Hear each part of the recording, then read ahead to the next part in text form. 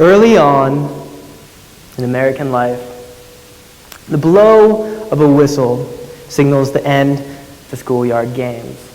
No more playing tag, no more hanging from the monkey bars, and no more trying to chase girls and steal those kisses. A small object can be a powerful tool. Now, when I grew up past childhood games, I was told to take all the right steps. Get the right grades, right university, get the right internship, and get the right job. If you take all the right steps, then you'll be happy. I could have been classified as a well-rounded, all-American college student. It was still chasing girls and trying to steal kisses. Those days. And so I moved on. And I met a professor who told me, you need 3 things to be happy. You need love, meaningful work, and creativity. And this equation intrigued me so much that I wanted to explore it for myself. And adventures can lead to activism. Now, when we go off on someone else's prescribed path, we lose the thrill of going out on our own explorations. We can become so focused on the destination that we sometimes lose focus. And that could be graduating college or getting that first real job, and we can find a numbing sensation starting to sink in. My first year of university, people would have said I was doing well. I was very busy socially, and I was having a good time. But I noticed something, at a very core level, that there was something fundamentally missing. I told myself that this is what I should be doing at this age. And I used the idea of the should to dismiss any type of questioning or lingering doubts that I had on what I was doing. And this focus on the should allowed this sense of numbing to set in. And at that point, I knew I needed to shock myself. And at that point, my prescribed path in this world started to unravel. I became an explorer. I wanted to see the rawness of this world and the raw places. I'm passionate about seeing the more obscure parts of this planet. I wanted to see the places off the beaten track. And so, I'm going to share 3 adventure stories with you that led me to activism. My first was adventures in the Balkans helped me explore the love of humanity. Like I said, I wanted to go to places off the beaten track. See places that were untouched by tourism. And the thing about hitchhiking is that you're at the complete mercy of the people passing by. Both are taking a risk, and both are hoping that the other isn't some crazy, psycho, axe murderer person that you see on the news. And there is a genuine kindness in helping a complete stranger get to their next point, to move forward. I never felt the love of humanity as strongly as I did on the road. Every time that I thought I was completely screwed, that I was stuck in some place, that I might as well just start building up a small little hut from whatever piece of land that I was on at that moment, a car always came with a stranger inside willing to help. One of the rides in Albania. And Albania is an amazing place. The hospitality of that culture there is truly incredible. But while I was waiting on the side of the road, this beat-up car with this chain-smoking Albanian man pulled over. And I went up with my crumpled-up map, and he told me that he couldn't get me to the destination, but he could get me a lot closer. I should also add, about 95%, maybe 95 to 97% of all the conversations we had were either prolonged games of charades, grand hand gestures, and drawing pictures. So things sometimes got lost in translation. During the trip, he asked me if I was hungry. Fun fact, I love food, I'm always hungry, so the answer to that is always yes. I thought we were going to pull over and grab a quick snack by the side of the road. We ended up going back to his home, where I met his family, his family's family, his neighbors' families, as well as the family goats. And legitimately, everyone brought everything they could to create this feast with this random-looking stranger kid out of nowhere. It was beautiful. And by the time by the time I needed to leave, they wanted me to take a souvenir so I could remember this. They were legitimately taking things off their walls and trying to give it to me, repeating the word souvenir, souvenir, to a complete stranger. The kindness that I experienced while on the road was spectacular. And I felt the love of humanity. And traveling around the West Balkans made me want to continue exploring these places off the beaten path, these raw places. Adventures in conflict zones helped me explore meaningful work. I always knew I was going to end up in Africa. I had this natural curiosity and this odd pull to the place that I just knew I wanted to visit at least once in my life. Becoming a conflict researcher gave me that push. And there was beauty in tragedies. And there was laughter in danger. And this could have been one of the rawest places I've experienced so far. I made a contact while I was in Central Eastern Africa who knew the areas that I wanted to go to. I wanted to go to places that were touched by armed disturbances, places that people didn't want to go to.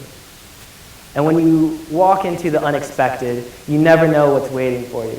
I never knew what was ahead. And I found myself walking to a situation that I shouldn't have been. And though I found beauty in the rural hills, they were wrapped in the dangers of armed groups. And on our way to one of the villages, I noticed a man laying down. And as we got closer, I saw blood. And I saw the wounds. And I saw a lot of blood. This guy was not alone. There were others shot execution style. This is the first time that I was exposed to monsters. I would later found out that this is a common reaction to when armed groups think someone is a spy. Thinks someone is a spy, not necessarily a spy. And I saw the darkness of humanity. Another armed group tactic is stealing kids from villages and forcing them to be child soldiers. And each of the rebel groups have a different hope for these kids. The bigger ones, they arm them with guns or machetes, the ones who can handle the kickback of AK-47s. The smaller ones too weak and too small to carry weapons, are sometimes given noisemakers, like a whistle, and sent to the front lines of these rebel groups. And I want you to really pay attention to this next point. The whistleblowers are supposed to bring awareness and to move people to action. Congo is a complex place. It was the raw place that I found meaningful work. My adventures there made me want to take meaningful action. My adventures with an activist nonprofit helped me explore creativity. My friend Sean was also impacted by his experiences in Africa. And in 2008, he visited Congo, and he met boys who were forced to be child soldiers. And they told us of the boys who were too small to carry weapons, being sent to the front lines armed with a whistle to scare off other rebel groups by the noise that they made. And in failing so, they would accept the first round of bullets. This story that he wrote and sent out into the world ignited a creative collaboration of individuals who are taking their talents and investing it in meaning and turning it into a movement. And Falling Whistles was born. It was created as a campaign for peace in Congo.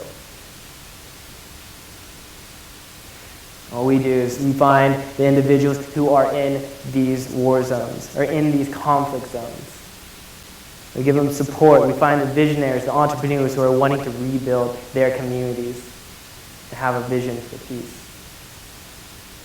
And a whistle, a tool of war, was turned into a tool for peace. After graduating university, I joined the leadership of Falling Whistles.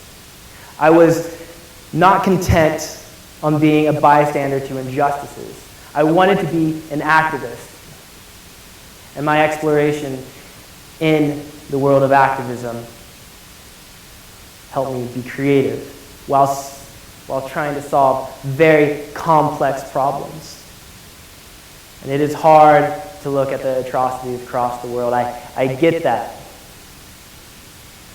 I understand that it is hard and difficult to relate to the difficulties of Congo. I 100% get that. And I know it is so easy to say it's not my problem. Congo is one of the most resource-rich countries on the planet. And their conflict minerals have been found in our cell phones and our laptops we use every day. We are all very much connected to this. And we can't find all the solutions to Congo's problems. But what we can do is help a complete stranger get to their next point, to move forward. My adventures in the West Balkans helped me explore the love of humanity. My adventures in conflict zones helped me explore meaningful work. I continue to have the experience of finding creative solutions with Falling Whistles. And I explored this equation to happiness. Adventures can lead to activism.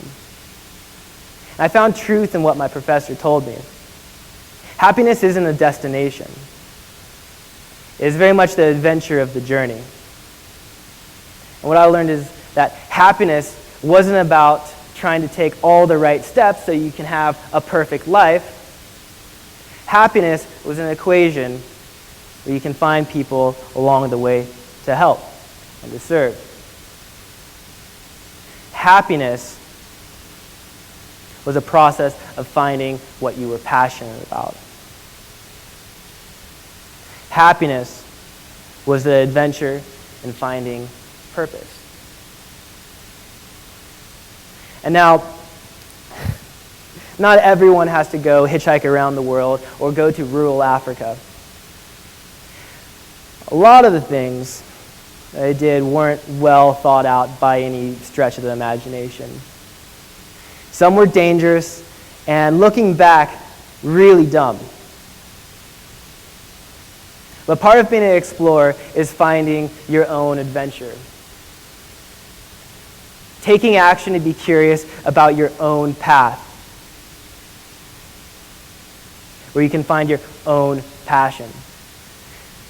My path, my prescribed path, unraveled due to my explorations, which led me to doing some of the most meaningful work that I have done in my life so far. I choose not to be numb. I choose to shock myself. I choose to continue to see the rawness of this world and visit raw places. I choose to see the monsters in the darkness of humanity. And monsters do not go away when we close our eyes. They still exist when we turn and look the other way. We can't pretend atrocities don't happen. Monsters will stay where they are comfortable, where they are allowed to. In the darkness, the stars shine the brightest, and we need to help support these local heroes who are in these war zones, who are in these conflict zones, who are rebuilding their communities and leading the way to peace and healing. The whistle, one small object, again, is a powerful tool. It elevates conversations. It is a tool to bring awareness for peace. It can move people to action. Find the monsters that are hiding in the dark and be a whistleblower for the injustices in the world. Thank you.